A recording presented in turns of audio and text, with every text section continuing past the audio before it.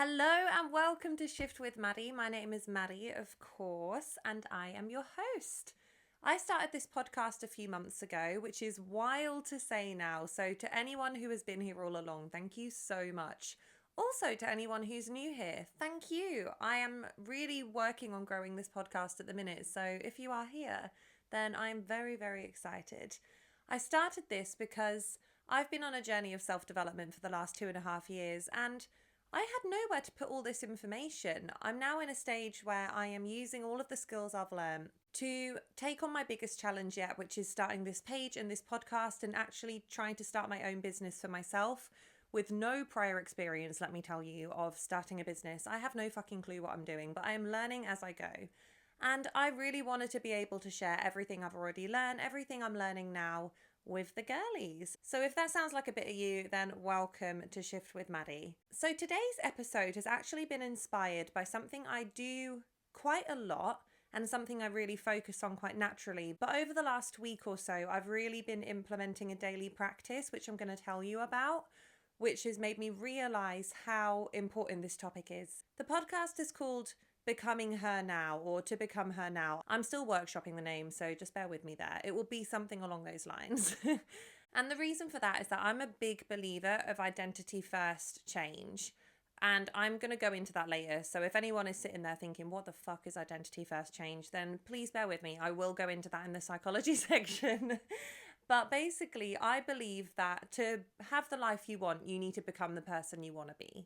And so my daily practice for the last week or so, which I'm 100% going to be keeping up because I love it, is the Becoming Her list. And every night in my journal, I will write down all of the different ways that I am becoming the person who is going to start this big business and make this podcast go big, and really focusing on that part of myself. And it's been really interesting to look at the things that I am pointing out. Some of them are the things you would expect, like I recorded my podcast today. I recorded content today. I was really disciplined and did everything I said I was going to do. The things that you would expect to go on a Becoming Her list, like all the productivity queen shit. But the other stuff that came up was really specific things, like I sat with no headphones on for 15 minutes and just looked at the world around me. Or context for this one, because this is a weird one if you don't understand what I do. I do dog sitting and pet sitting on the side at the moment just for a bit of income. And I'm looking after guinea pigs at the minute. So one of the things on my list was I sat and watched the guinea pigs eat for 5 minutes. And it was all of those really intentionally slow moments. And then there were some to do with boundaries, some to do with people. But this list made me realize that becoming her is not just about doing more. It is not just about being the most productive version of yourself. It's about actually intentionally creating the life that you want to live. And that's going to be different for every single person. And I've been doing this for a while. I started back in 2024 with my relationships. I'm going to go into that later in the episode. But really, this list has just highlighted what I want to share today. So without further ado, let's get into today's episode. Now, as always, I'm going to go into the psychology behind some of the things I'm talking about because I'm a psychology graduate, I'm a psychology nerd, and I love to know why things happen, especially when it comes to our brain. But I'm also going to talk about my personal experiences and things that I'm either doing right now or I've done in the past that feed into this topic. But I'm going to start this conversation with a book that I read quite a long time ago.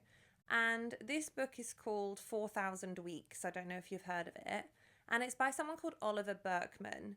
And basically, the concept of this book, I actually got some feedback from some people. Like, I found this book really depressing because it basically just told me I was going to die.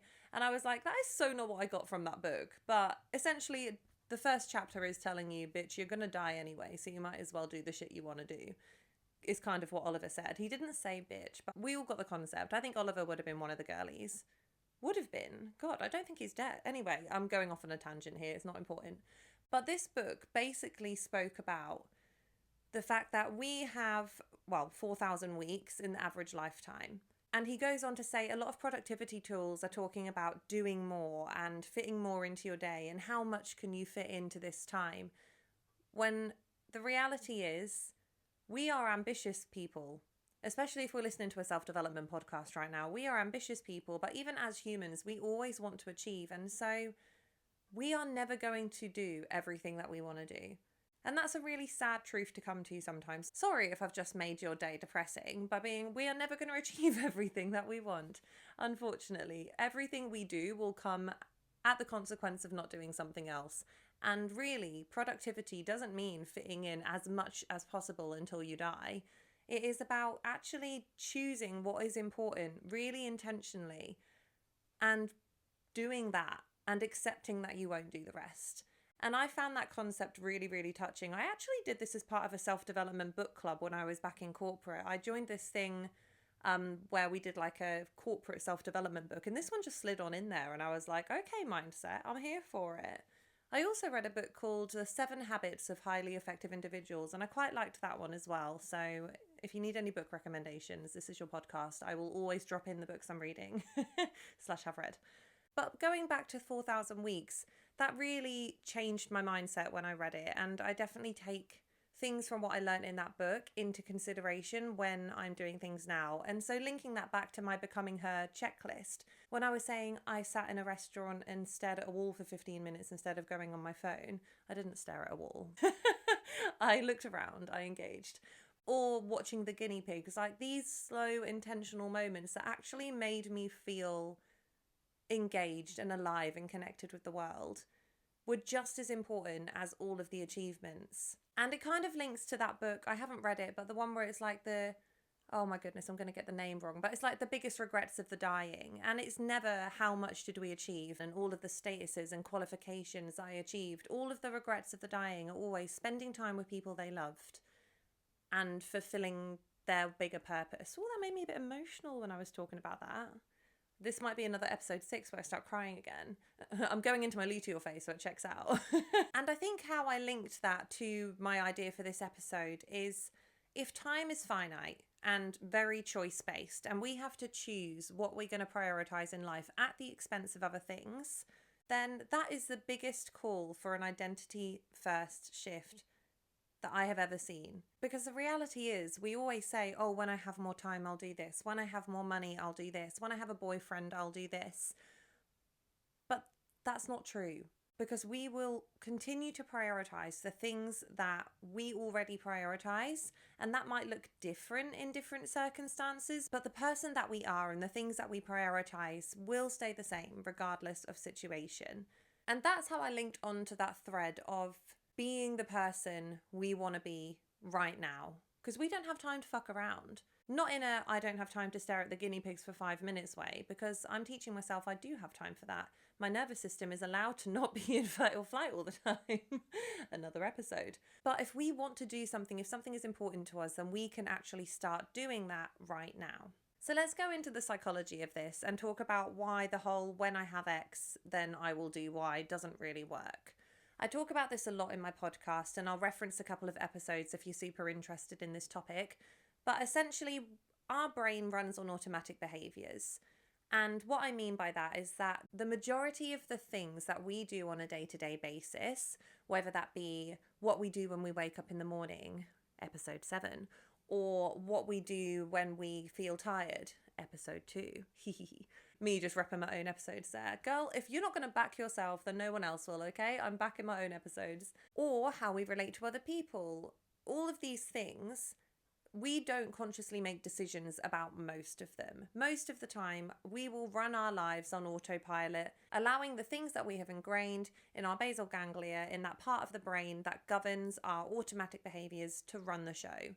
We do not often, unless we have a real pattern interrupt or we are doing something new or novel, engage that decision-making part of the brain to choose differently, unless we train ourselves to do it. Hence the point of this podcast, ladies. So what that means is that if we have a certain way of life at the moment, or if we do certain things as an avoidance pattern, for example, I talk a lot about procrastination and doom scrolling and eating sugary food, all things I do, by the way. I ain't shaming no one. Like, this is very human behavior to have avoidance patterns.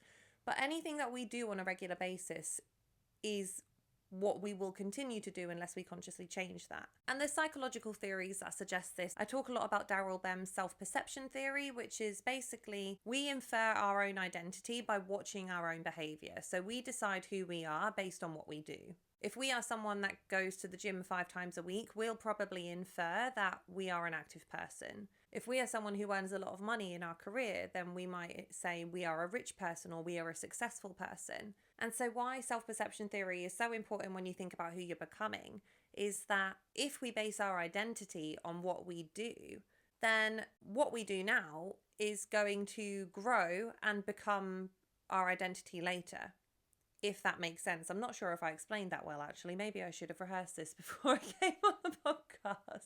Sometimes you just get my live thoughts coming from my head, and I hope you enjoy that. But basically what I'm saying is that what we prioritize now and the things that we put time and energy into now is actively building our identity, and our identity will determine who we become because we will act in alignment with our identity. That's what our brain does. Our brain likes to feel safe, and so it will stick to things that it thinks is in line with our belief system, i.e. our identity. And James Clear, the author of Atomic Habits, says this quite eloquently in a really easy to understand way. He describes it like a vote system. So every single action you do in a day is a vote for the person you're becoming.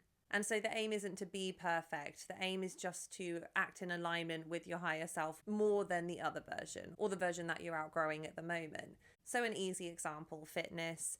If you wake up and go for a walk every single day and you go to the gym once a week, then each of those actions is a vote, and more so, it's a vote against being inactive. So it would be, I prioritized my health and went for a walk this morning versus I laid in bed. Like it's almost like a voting system. If you're watching YouTube, my hands are just like dancing like I'm in a party at the minute. I'm very animated with my hands, I realise. I do a lot with my hands. I do that in my pole dancing as well. I'm a very handsy dancer, a very handsy YouTuber and podcaster.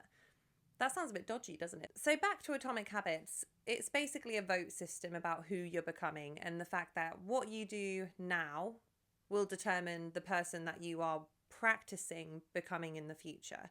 And that's some of the psychology behind it. But what I'm going to do is I'm going to make it personal, because I always do on this podcast. Do I just like talking about myself? Yes, that's why I started a podcast. But also I think that it's sometimes easier to learn by an example than it is to just hear theories. Some people's brains will be like, I want to know the facts and I want to know the research.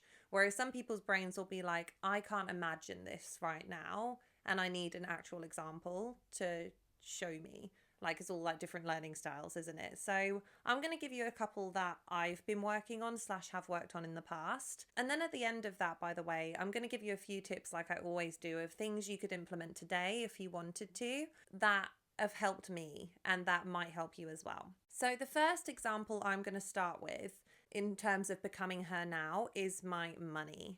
And this is very ironic for me at the moment, because at the minute I would say that my money situation is not ideal. It is suboptimal, some might say, because I am just not earning very much money at the minute. I have an okay amount in savings, but at the minute I'm earning a very baseline amount of money from my contract work and from teaching pole dancing. That is my forms of income, because I'm choosing to do that in order to put energy into this in the hope, no, in the knowledge, I truly believe this will work somehow, that I will somehow make this my business and my full-time income. And I don't know if you've heard the saying, I've heard this and it really changed my mindset, but if you can't manage £50, you won't manage £50,000.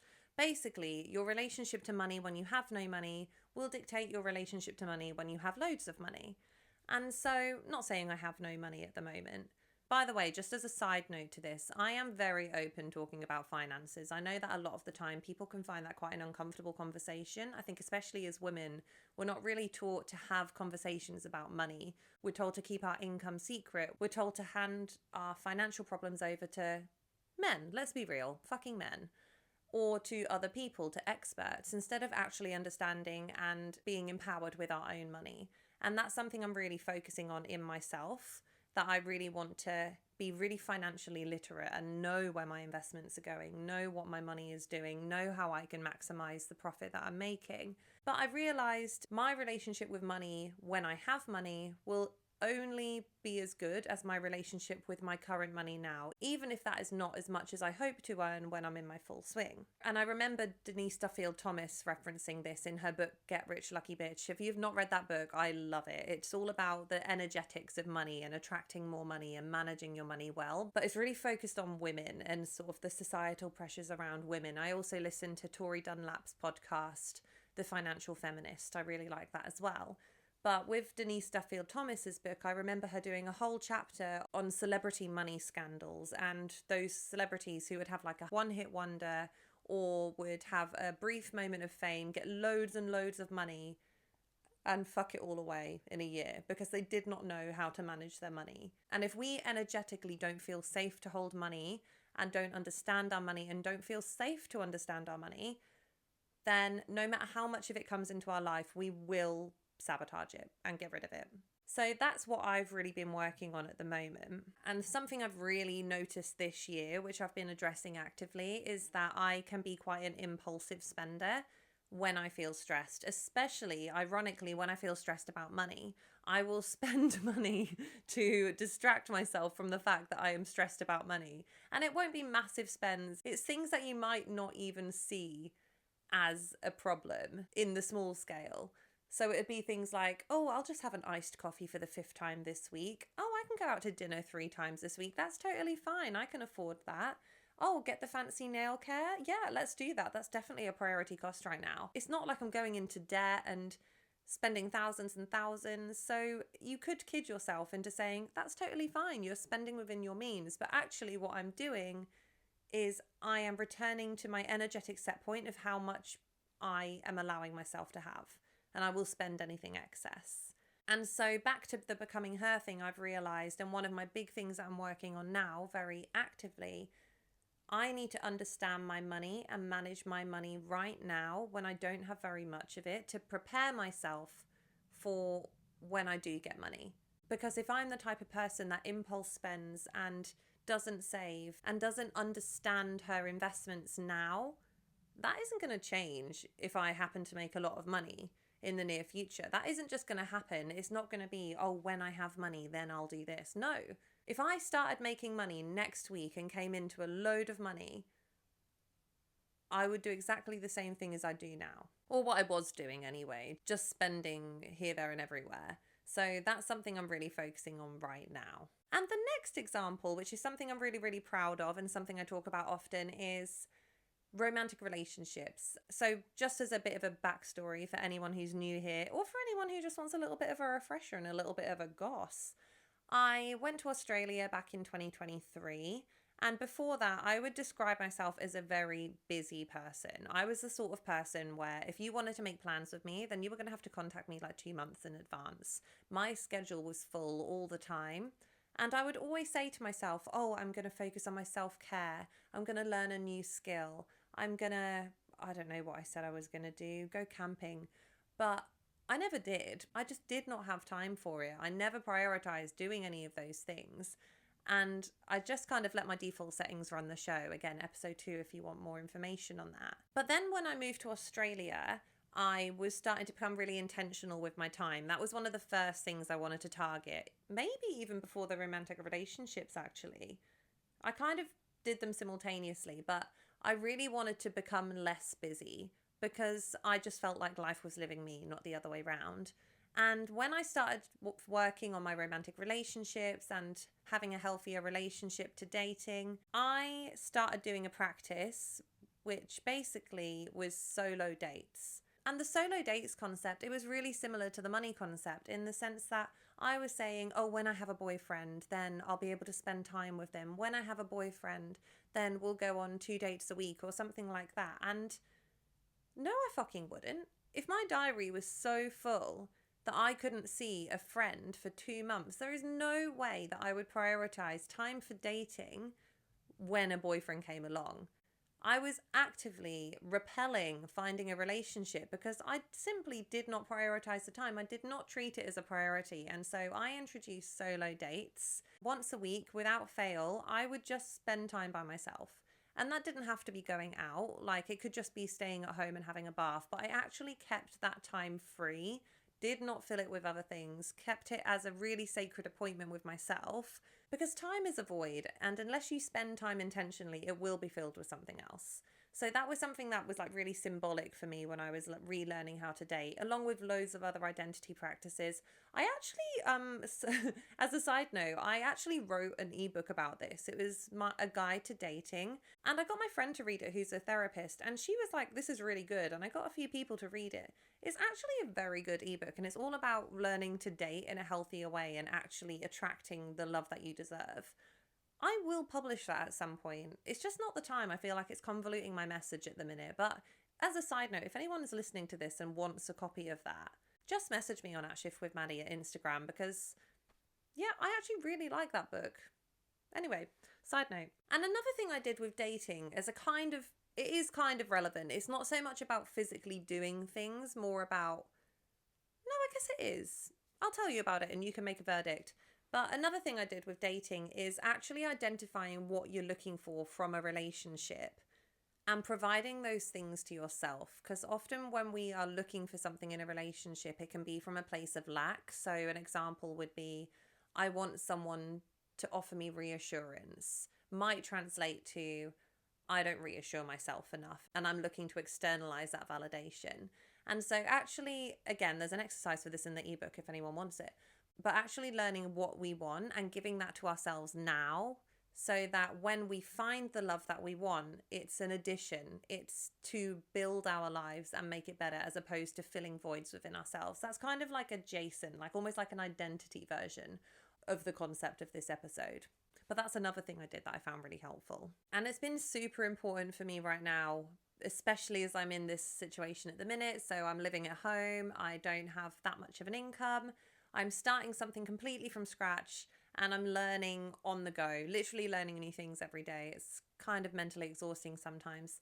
And so being that person and reminding myself of who I'm becoming and showing up as the person who has what I want, which is this online business, has been so important. Not only to just keep me fucking sane, if I'm honest, but also to embody some of the things that I want in my life. And that's why I found this list, going back all the way to the beginning, to the Becoming Her list, super interesting, because a lot of the things that I valued that version of me has are things that I could do right now. The things like making things really intentional, even things like adding a garnish to your food or keeping your room tidy, like living in a clean environment. All of these things that this future ideal, perfect, not perfect, you know where I stand on this, never chase perfection, but that version of myself that has what I want, so much of it I can do right now. So those were a couple of my examples: the money that I'm doing right now, and the relationships, which is something that I did back in 2024, which still governs my belief system to this day, by the way. I think the reason I believe in all of this and what I'm saying so much is because I did all of that work on my relationships back in 2024. And yes, sometimes you have to course correct and you find old patterns coming in, but essentially the beliefs and the systems and the version of myself that I became back then when I really actively put that work in still stands today. That has not changed. The ways that I show up for myself, the ways I relate to myself, that hasn't changed. And I just find that so fucking cool that you can just intentionally choose to rewrite something about your life. And let's move on to the really practical tips that I'm using that are really helping me, or just practical mindset tips as well, like things that I think about when I find myself reverting into old patterns, or when I find myself struggling to overcome something. So the first thing is the very typical advice of do it before you're ready. Start what you can do right now. My biggest example of this is the podcast.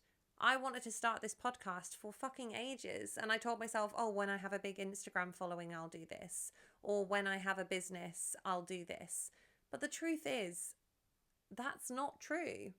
I was getting a pull to start a podcast, but I was giving myself excuses as to why I wasn't starting it. And the thing is, sometimes you have to just stop waiting for permission from external circumstances and just do it. Just do what you can. And I think my perfectionism really feeds into this as well, because another thing I was telling myself was when I'm better at technology, or when I've learned how to do this. And it's like, no, just start it messy. Start it being slightly shit. Like when I listen to my sound quality sometimes, I'm like, why does everyone else's sound quality sound better than mine? But does that stop me doing this podcast? No, because it is better to do something imperfectly and learn as you go and become the type of person who does that thing than it is to not do it at all. So that would be my first one. Just actually start it. If there's something that's been on your mind for a while, even if you don't start the whole version. So I think this is where the whole starting small can come into it. Where even if you're like, well, I want to run a half marathon, but currently I can't run 1K. Obviously, you're not just going to go out and run a half marathon. That isn't how it works. But even if you become the person who goes out for a 20-minute walk every morning, becoming that person who makes choices that's working in the direction of their goal is going to do so much more for you than the biggest, best plan ever could. And I honestly live by that, like really just trying to push myself to do things I'm not comfortable with, pushing myself to move in the direction that I feel aligned to. The second one kind of links to my money, and it is about spending intentionally. And this one might be more relevant to someone who is looking to manage her finances better. But honestly, I think just token purchases or choosing where to spend your money is a really, really powerful tool. So my example of that is that I currently get my nails done. As you can see, if you're watching YouTube, oh, I've got my lovely nude nails. And I was telling you earlier, I don't have much of an income. But for me, getting my nails done is a really intentional choice and something that I'm happy to prioritize over costs like eating out or drinking because it makes me feel so good. It's an investment. These nails are an investment because I just feel like a bad bitch when I have them done. And it's the same with when my hair looks like shit. It affects everything else I do in my life. It got to, I think it was July I got my hair done. And I honestly looked so trashy. I hated how my hair looked. And every time I looked in the mirror, it made me sad. And I was like, I'm actually going to prioritize spending money on something that is going to help me and aid me to show up as that version of her. And it might be that when I do have more money, I might go to the hairdressers more often, or I might do something really fancy or get loads of hair treatments. But the thing is, I'm doing what I can now with the budget and the time constraints and the situation that I have. But I'm still doing it. And I'm willing to invest in it. So that would be another thing, like just choosing where to spend your money. And I actually have a finance tracker, and this was a tip by Tori Dunlap I mentioned earlier, the financial feminist, where I will write down all my expenses, but I'll also write down how they made me feel. So reflecting like, why did you actually make that purchase? And it's kind of confronting sometimes when you're like, oh, I did it because I was feeling uncomfortable and I was avoiding and I got myself a coffee. Or I don't know why I bought this. It was just impulsive and I walked out and immediately regretted it. I don't do that very much anymore. Like I said, I've actually been doing this a while and I've got really good at it.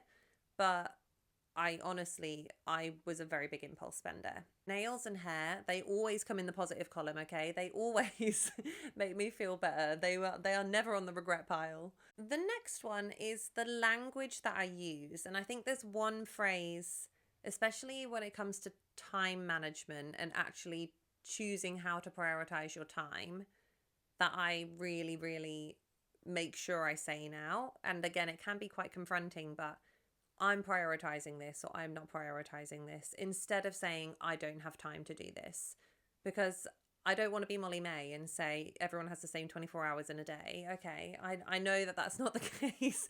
Like if you're a parent or if you've got a really demanding career, or I know that we don't all have entire control over all of our time.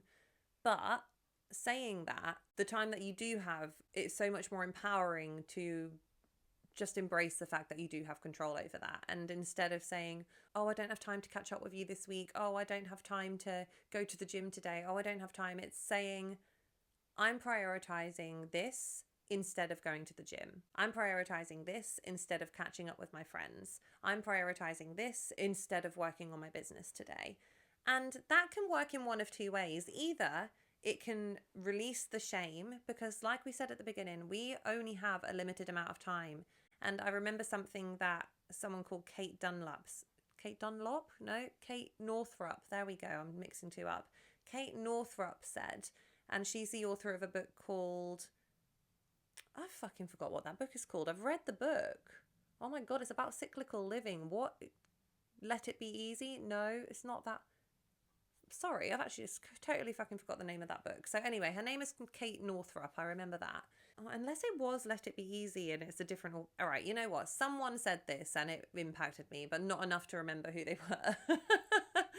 But they said, I now hit everything on my to-do list every single day. And it's not because I learn how to do more. It's because I learn how much I can realistically achieve in a day. And my to-do list now reflects that. And I think that's so important. So if you're saying, oh, I'm prioritizing spending time with my partner instead of going to the gym today, if that's an intentional choice and you're saying, I'm doing that because my partner's important to me and I'm at peace with that decision, that can really help to alleviate shame. And shame is, I would say, probably the biggest thing that is going to keep us stuck where we are instead of moving towards the version we want to be. Whether it's shame towards ourselves, shame towards what we're doing, shame to what we think we should have achieved by now. Shame is such a big reason that we just don't pursue things in the first place. To actually say, I'm prioritizing this, that can help alleviate shame because you're changing that choice from passive, oh, I don't have time, my time is in control of me, to I'm choosing not to do this. Active. You're taking control, and that can really help.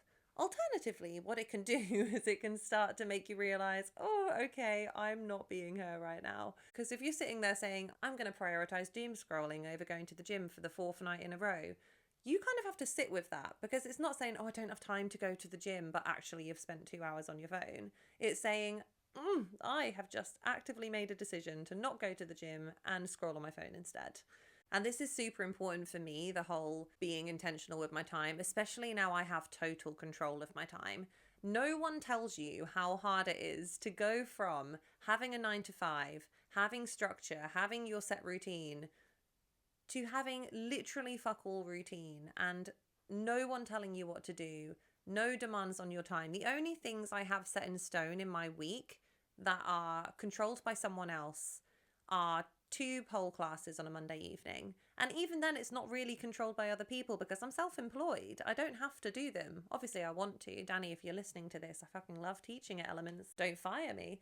But like the rest of it, I have to manage my own time. And so if I wasn't very aware of this shit, it's very easy to slip into the whole, oh, I don't have time to do this because I've sat on the sofa for 6 hours. Oh, I don't have time to do this because I snooze my alarm 3 times. And it's like, oh. It's been a massive adjustment. I'm not going to lie to you. I talk about this in episode 5 a little bit, like about the whole losing routine. And that's why I started my morning routine so I could actually kickstart my day again because I have no one to do that for me now. So yeah, that's really important to me literally right now, like having to use that really active language about how I'm using my time. And I'm just going to finish this episode on a couple of caveats because you might have been listening to this saying, yeah, this makes sense. Hopefully you're listening to it saying this makes sense. I'm feeling scatty as fuck today. So hopefully when I listen back to this, I'm like, that made sense. Being intentional with the time we use, not being able to do everything, choosing to do the things we want to do now. But I want to give you a couple of comforts and things that I'm really ingraining into myself as well. Firstly, this doesn't happen overnight.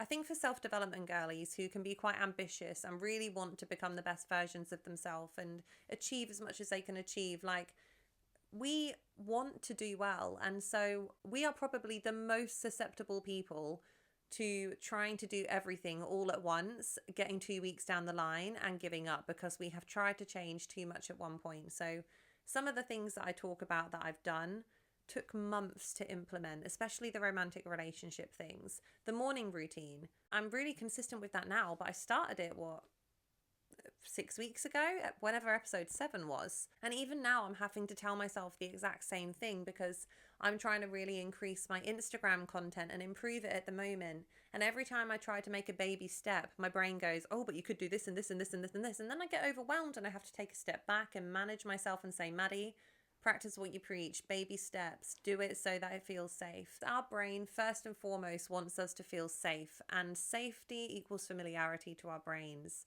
And so if we are trying to change things really, really quickly, we're actually just fighting against ourselves. The best thing to do is to just pick one thing and tell yourself that is enough.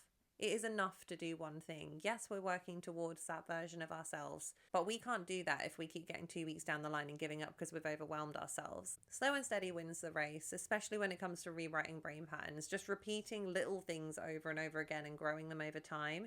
And then when that feels comfortable, introducing something new and something new. All these things I'm talking about, they are taking time, man. They are taking so much time, but I know that's who I want to become. And so I don't care how long it takes. And the second caveat is going back to that whole you have the same 24 hours in a day, which I know I already caveated, but I'm going to re-caveat it because it's not true. Like I said, everyone is going to be working in their own season at the moment. And sometimes there can be a real balancing act between wanting to work on yourself and actually just living and accepting the place that you're in right now. And sometimes for people who are quite ambitious, which I'm assuming is us, given that we're listening to a self-development podcast, one of the hardest things to do can be to say, I really want this, but I do not have the capacity to focus on this right now. Something else is going to have to take my energy right now. Like if you have young children, if you're looking after an infant, you are not going to have the same amount of time as someone who is single and working a 9 to 5, or like me, not working at all. Lol.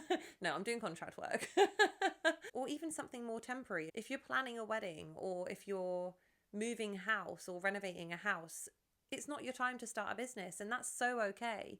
You might be in a time where actually you're like, I just need to breathe and I just need to focus on enjoying the life that I'm living and enjoying the little things. And even though I know I want something for the future, it's not my time. And I think we just need to remove the shame from that, because that is so okay. I think there's always a danger with self-development in general, that it can become very like, let's do this now.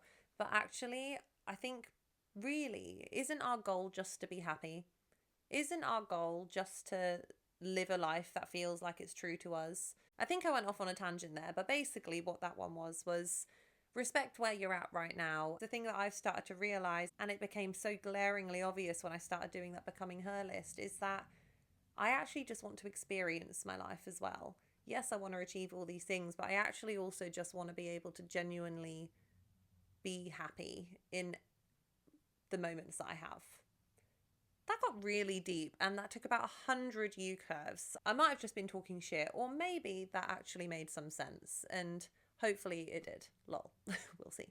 So we're coming towards the end of our episode, and to concisely relay what this whole episode hopefully is going to sound like when I put it all together, is that we can choose to start becoming the person we want to be now, because the way we show up now will determine how we show up when we have the things that we think are going to change our behavior. We will change our behavior, not our circumstances. One side note, one I actually do a lot with this, is me saying when I have children, I'm going to play lots of board games and we're going to be really outdoorsy. Meanwhile, me sat inside, not playing board games, eating dinner in front of the TV. So that's another thing I focus on, trying to actually do the activities that I want to do with my future family, my future partner now. That was my last side note, okay? Identity drives our behavior. There's a note here saying not the other way around. I don't necessarily believe that's true. Our identity drives our behavior, but our behavior is driven by our identity. It's the whole chicken and egg situation that I was discussing in episode 8, the formula for change. But the most powerful way to actually ensure that we become the person that we want to be is to start doing the things that they would do now. We spoke about 4,000 weeks and the fact that a lot of productivity tips are a con because it's all about doing more, when actually I think productivity is really about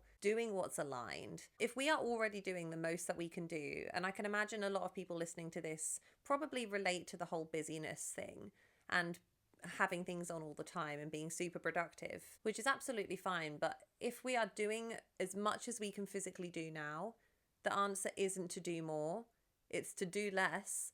That's the name of the fucking book. Oh my God, from Kate Northrup, Do Less. Oh, thanks, brain. But the trick is to do less and actually start listening to what is aligned and what can actually just be let drop. There's only so much we can physically do with the time that we have. A final note that there's no shame in identifying a gap between the person that we are now and the person we want to be. We are always growing and evolving. And if we think about who we were 5-10 years ago, how much of our lives now would that version of ourselves actually just be really fucking grateful for and be like, oh, that's really cool. Like, I know that a past version of me is going to think it's so fucking cool that I'm a pole dance instructor and that I have a six pack and I'm active, but also that I've started a podcast, but also that I have lots of friends and I go and visit them all the time, but also that I travel, but also that I'm learning about money. Sometimes we can just forget how far we've come, can't we? There is no shame about highlighting that gap right now, because that's actually the most useful tool. Because if you think about the version of yourself you want to be